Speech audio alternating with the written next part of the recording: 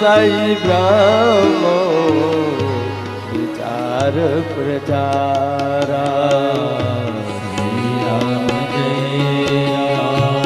આ જગતના સંતો આપણે જીવનમાં કેટલા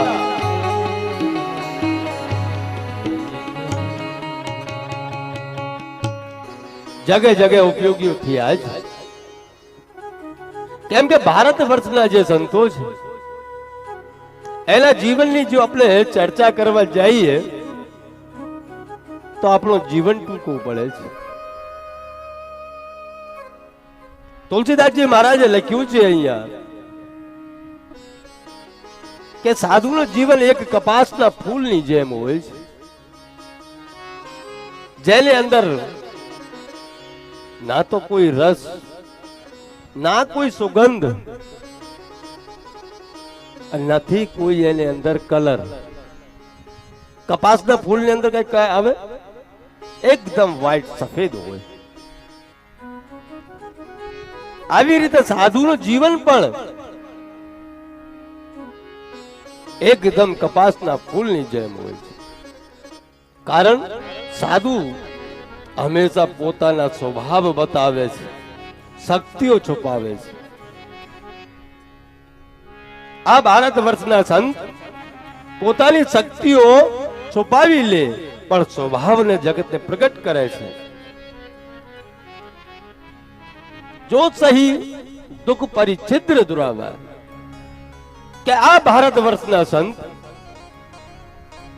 આખા સમાજના જે કષ્ટો હોય, દુઃખો હોય, કોઈની પણ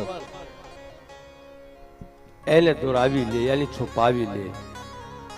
જેવી રીતે કપાસના ફૂલ ખેતરમાં તે આવ્યા, કારખાને ગયા, કંતાયા કંતાયા, પછી દોરા બન્યા, દોરામાં તે લુગડા બન્યા. એટલે એ લુગડા આપણા બધાની આબરૂને ઢાકે છે. એવી રીતે ભારત વર્ષના સંત સમાજના જેટલો દુઃખ હોય ને એ દુઃખ હાટું જીતા હોય છે કે મારે સમાજ માટે શું કરવું જોઈએ. એટલે તમે જે ભક્તિ કરો છો એ બાર સાધુ ન કરી શકે મારા બા. ભાઈ તમારી જેમ પેન્ટ બુશર્ટ પહેરીને સાધુ પણ ભક્તિ કરી શકતા હતા. પણ મારા મંતવ્ય, હું જે મારો વિચારધારા રાખું છું એ હિસાબથી હું બતાવું છું. એમ મારા મત છે કે આ ભારત વર્ષના જે સંતો બન્યા એ પોતાના શોખ મોજ માટે નથી બન્યા. આ સમાજ કેટલી ઊંધી દિશામાં ચાલી રહ્યા છે. કેમ કે મારા જીવનની જે કઈ વસ્તુ છે હું આજ ઈ કહું કે જ્યારે મારા ગુરુ મહારાજે મને દીક્ષા આપીને ત્યારે મારા ગુરુ મહારાજે મને એટલું જ કીધું, બેટા આજ તે શું કર્યો? તો મેં ખાલી એટલું જ કીધું કે મહારાજજી આજ મેં મારો પરિવાર ત્યાગી દીધો. મેં મારા પરિવાર ત્યાગી દીધા છે. ત્યારે મારા ગુરુ મહારાજે મને એટલું જ કીધું કે તે તારો ત્યાગ્યો ને, કેટલા ત્યાગ્યા? મેં કે એક. ત્યારે કીધું જવાબદારી. તરત મને પૂછો કે તારી જવાબદારી શું હવે? મેં કે હવે તો ભજન કરવાનું, બીજો શું હોય આપણે પર? કે ભજન કરવાનું હોત તો મેં પેન્ટ બુશર્ટ પહેરીને ઘરે કરતો ને, સાધુ થવાની જરૂર હતી. પછી મેં મહારાજજીને કીધું કે મહારાજજી મારી જવાબદારી હવે તમે બતાવો કે શું જવાબદારી છે. ત્યારે બાપજીએ મને કીધું કે બેટા તું હવે ચિંતા મુક્ત થયો નથી, હવે તે વધારે ચિંતા લઈ લીધી છે. કે કારણ મેં પૂછ્યું મહારાજજી કેવી રીતે? મહારાજે કીધું બેટા તે ખાલી એક પરિવાર ત્યાગ્યો છે, પણ આખા સંસારના જેટલા પરિવારો છે ને આજ તે ઈ તારા પરિવાર થઈ ગયા છે.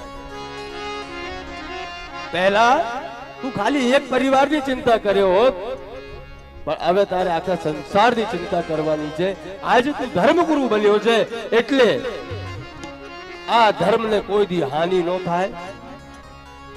પરિવારને જે કઈ દુઃખો હોય, પરિવાર એટલે આ સમાજમાં જેટલા દુઃખો હોય એને પોતાના દુઃખ સમજીને તારાથી જેટલું થાય એટલું નિવારણ કરજો.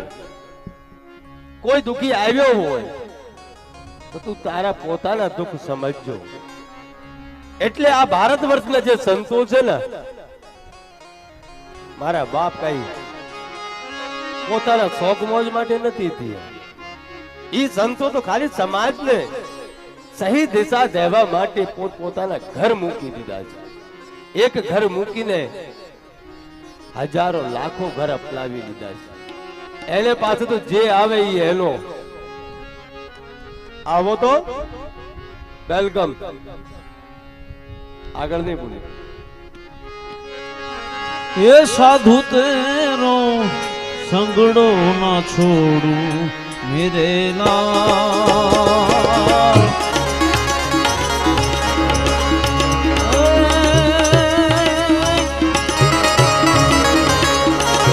સાધુ તેરો સંગડો ના છોડું મેરે લાલ.